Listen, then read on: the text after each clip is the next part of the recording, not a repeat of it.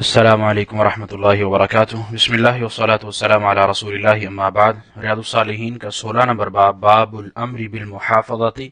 السنت و آدابها، سنت اور اس کے آداب کی حفاظت کرنے کے حکم کا بیان۔ اس کی ہم پہلی حدیث پڑھ چکے ہیں، آیت قرآنیہ، اور پہلی حدیث لے چکے ہیں۔ آج ہماری حدیث نمبر 157 ہے، 157 حدیث ہے۔ ان ابی نجیح العرباض بن ساریہ رضی اللہ عنہ، سیدنا ابو نجیح ارباد بن ساریہ رضی اللہ عنہ سے روایت ہے، قال کہتے ہیں کہ وعدنا رسول اللہ صلی اللہ علیہ وسلم موعظۃ بلیغۃ، کہ رسول اللہ صلی اللہ علیہ وسلم نے ہمیں نہایت مؤثر وعظ ارشاد فرمایا، یعنی بیان کیا، نصیحت کی، تقریر کی۔ وجلت منہ القلوب، جس سے دل ڈر گئے، وذرفت منہ العیون، اور آنکھیں بہہ گئیں، یعنی آنسو جاری ہو گئے، رونے لگ گئے۔ فقلنا، بس ہم سب نے کہا، یا رسول اللہ، اے اللہ کے رسول صلی اللہ علیہ وسلم، کأنہا موعظۃ مودع فاوصنا، کہ گویا کہ یہ اس طرح ہے جیسے الوداع کہنے والے کا وعظ ہے، پس آپ ہمیں وصیت کیجئے، فاوصنا، وصیت فرما دیجئے۔ قال، آپ علیہ الصلوۃ والسلام نے فرمایا، اوصیکم، کہ میں تمہیں نصیحت کرتا ہوں، بتقوی اللہ، کہ اللہ سے ڈر جاؤ، اللہ کا تقوی اختیار کرو، اللہ سے تقوی اختیار کرنے کی یا اللہ سے ڈرنے کی میں تمہیں وصیت کرتا ہوں، نصیحت کرتا ہوں۔ والسمع والطاعہ، اور اسی طرح اس کی سمع اور طاعہ کرو، یعنی اللہ کی سنو اور اللہ کی اطاعت ہی کرو۔ وَإِن تَأَمَّرَ عَلَيْكُمْ عَبْدٌ حَبَشِيٌّ، اور اسی طرح تمہارے درمیان کسی کو امیر بنایا جائے تو اس کی تم اطاعت کرو، اگرچہ کہ تم پر کوئی حبشی غلام ہی کیوں نہ امیر مقرر کر دیا جائے۔ وَإِنَّهُ مَن يَعِيشْ مِنكُمْ فَسَيَرَىٰ اخْتِلَافًا كَثِيرًا، اور ساتھ ہی اللہ کے نبی نے کہا کہ بے شک کہ تم اگر زندہ رہتے ہو، میرے بعد زندہ رہو گے تو اختلاف دیکھو گے، بہت زیادہ اختلافات دیکھو گے۔ کثیرہ کا لفظ حدیث میں آیا ہے، یعنی بہت زیادہ کثرت سے اختلاف دیکھو گے۔ فعلیکم بسنتی وسنت الخلفاء الراشدین المہدیین، اور تم پر جو لازم ہے اس میں وہ یہ کہ بس تم میری سنت کو اور ہدایت یافتہ خلفاء راشدین کے طریقے کو لازم پکڑنا۔ عضوا علیہا بالنواجذ، ان کو دانتوں سے مضبوط پکڑ لینا۔ وإیاکم ومحدثات الامور،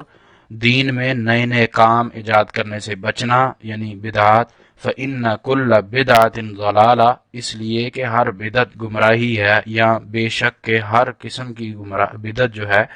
تمام قسم کی وہ ضلالت ہے، گمراہی ہے۔ رواہ ابو داود والترمذی وقال حدیث حسن صحیح، یہ سنن ابو داود اور سنن ترمذی کی حدیث ہے، اور امام ترمذی نے اس حدیث کو حسن اور صحیح کہا ہے۔ اور اسی کے ساتھ النواجذ، جو حدیث میں لفظ آیا ہے النواجذ، اس کا ترجمہ امام صاحب کرتے ہیں بالذال المعجمہ، کہ ذال معجمہ کے ساتھ الانیاب، یعنی کہ جو دانت ہوتے ہیں، مخصوص دانت، یہ جو لمبے دانت ہم جس کو کہتے ہیں وہ والے۔ وقیلا الاضراس، اور بعض کے نزدیک اس کا معنی داڑیں ہیں، یعنی نواجذ کا معنی داڑیں، بعض کے نزدیک دانت، یہ جو آگے والے ہوتے ہیں۔ رسول اللہ صلی اللہ علیہ وسلم کی اس حدیث میں ہمیں بہت بڑا درس دیا جا رہا ہے، یعنی کہ ہمیں اللہ کے نبی علیہ الصلوۃ والسلام کی تعلیم سے یہ بتلایا جا رہا ہے کہ ہم نے اپنی زندگی کو کس طرح گزارنا ہے، ہم نے کس کسوٹی پر رکھ کر اپنے آپ کو پرکھنا ہے اور ہماری نجات ہونی۔ اللہ کے نبی صلی اللہ علیہ وسلم یہ فارمولہ بتلا گئے، اور ساتھ ہی پیشن گوئی بھی کر گئے، جو اللہ نے اللہ کے نبی علیہ الصلوۃ والسلام کو بتلائی، اسی کے تحت اللہ کے نبی صلی اللہ علیہ وسلم نے یہ ہمیں بتا دیا کہ میں جب چلا جاؤں گا، میں گزر جاؤں گا اس دنیا سے، تو اس حدیث میں ہمیں یہ بھی چیز مل رہی کہ اللہ کے نبی علیہ الصلوۃ والسلام جسمانی طور پر اس دنیا میں نہیں ہیں۔ ہمارے ہاں عام یہ عقیدہ بھی پایا جاتا ہے کہ اللہ کے نبی صلی اللہ علیہ وسلم موجود ہیں اسی زندگی میں، اور ساتھ ہم یہ بھی کہہ دیتے ہیں کہ اللہ کے نبی کی عمر 63 سال ہے، ساتھ یہ بھی کہہ دیتے ہیں اور ساتھ یہ بھی کہتے ہیں کہ اللہ کے نبی صلی اللہ علیہ وسلم موجود ہیں۔ تو یہ دونوں متضاد چیزیں ہیں۔ اصل جو درست عقیدہ ہے وہ یہی کہ اللہ کے نبی صلی اللہ علیہ وسلم جسمانی طور پر اس دنیا سے رخصت ہو چکے ہیں، جیسے اس حدیث میں بھی ہے، اللہ کے نبی نے کہا کہ میرے بعد تم اختلاف دیکھو گے۔ ظاہر ہے جب اللہ کے نبی صلی اللہ علیہ وسلم موجود ہیں تو پھر تو اختلاف نہیں دیکھا جائے گا، نہ اختلاف ہوگا، بلکہ آپ علیہ الصلوۃ والسلام تو اختلافات کو ختم کرتے تھے۔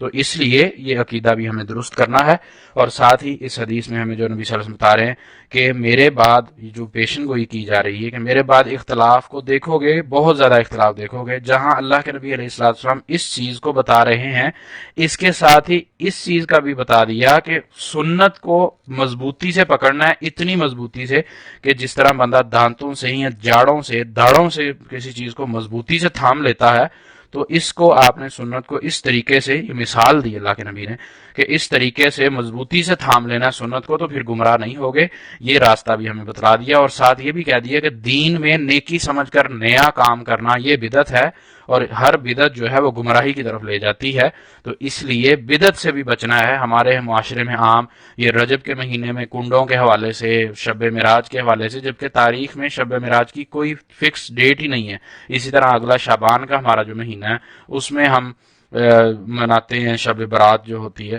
وہ یہ شریعت میں یہ چیزیں نہیں، ہم ان کو دین سمجھ کر کرتے ہیں ایک رات عبادت کرنا، جبکہ ہر رات انسان کو عبادت کرنی چاہیے، مسلمان کو، مومن کو ہر رات عبادت کرنی چاہیے، لیکن وہ اس رات کو فکس کرتا ہے، جبکہ سنت میں اس طرح کی فکسنگ ایک رات کی عبادت یا نفل یا اس طرح کی نماز ہے ہی نہیں، تو یہ ہم بدعت کرتے ہیں، اگرچہ ہم اس کو ثواب سمجھ کے کر رہے ہوتے ہیں، لیکن دین میں نہیں ہے، شریعت میں نہیں ہے، اللہ کے نبی نے نہیں بتلائی، تو یہ اس میں فَإِنَّ كُلَّ بِدْعَةٍ ضَلَالَةٍ، اس میں یہ چیز شامل ہوتی ہے کہ ہر بدعت گمراہی کی طرف، تو ہم کیوں گمراہی والا راستہ اپنائیں؟ نیکی بھی کر رہے ہیں، نیکی کی کوشش بھی کریں، لیکن وہ اللہ کے نبی کی سنت نہیں ہے، اطاعت والی نہیں ہے، تو ظاہر ہے وہ گمراہی ہے، تو ہمیں اس گمراہی سے بچنا ہے، اس چیز پر بھی غور کرنا ہے۔ اور اس چیز میں ایک اور، اس حدیث میں ایک اور چیز جو اللہ کے نبی بتا رہے ہیں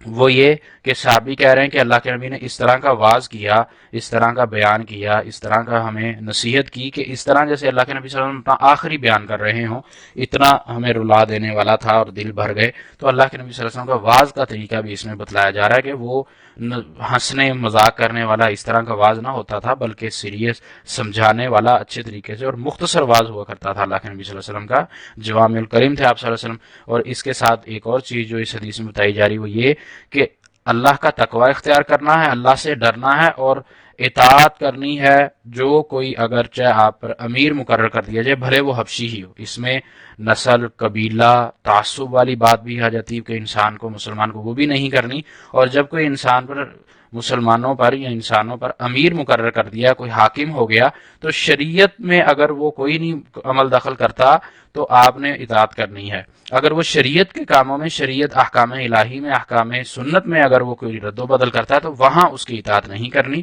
لیکن دیگر دوسری جو چیزیں ہیں اس میں اس سے اختلاف نہیں کرنا۔ اللہ تعالیٰ سے دعا ہے کہ اللہ تعالیٰ ہمیں صحیح سمجھ کر عمل کرنے کی توفیق عطا فرمائے، اور ہمیں سنت پر مضبوطی سے ڈٹ جانے کی توفیق عطا فرمائے، اور جو دین میں نیا کام ہم کرتے ہیں یا کر رہے ہیں یا ہے اس سے بھی ہمیں بچنے کی توفیق دے، ہمیں بدعت سے دور رکھے کیونکہ یہ گمراہی ہے۔ اللہ تعالیٰ سے دعا ہے کہ اللہ ہمیں عمل کی توفیق دے اور ہمیں سیدھے راستے پر رکھے۔ وما توفیقی الا باللہ، علیہ توکلت و الیہ انیب۔